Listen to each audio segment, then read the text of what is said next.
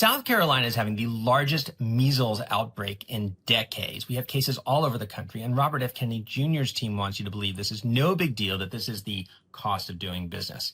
That is nonsense, and I am here to explain why. Quick refresher on measles. It's one of the most contagious diseases on the planet, and while most people who get it will be okay in a week or two, some won't. It can lead to pneumonia, swelling of the brain, blindness, hearing loss. It can lead to a condition where your body forgets how to fight certain infections, and it can kill. In fact, until relatively recently, hundreds of Americans died every year from the measles. Now, the vaccine changed that, and about 25 years ago, we achieved elimination status, meaning the virus was no longer circulating and spreading through the population.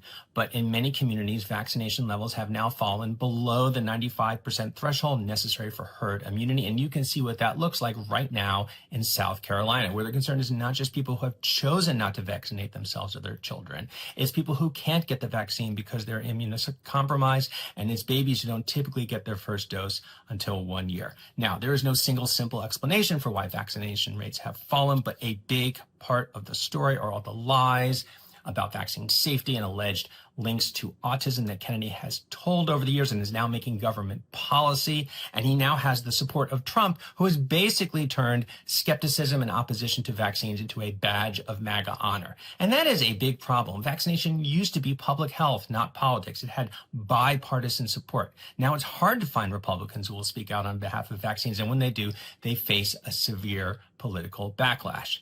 Trump, Kennedy, their allies, they could do something about this. They could issue a clear, loud call for vaccination. It would literally save lives. But they have chosen not to do that. And that is a story that deserves a lot more attention. As always, I don't expect you to take my word for this. You can read all about what's happening in South Carolina, why we're about to lose elimination stats, and what the Trump administration could be doing, but isn't, in the latest edition of the Breakdown newsletter by me, Jonathan Cohn at The Bulwark. I hope you'll check it out. I hope you'll think about it. And I hope you'll think about subscribing, because we really depend on your support to bring you this kind of journalism.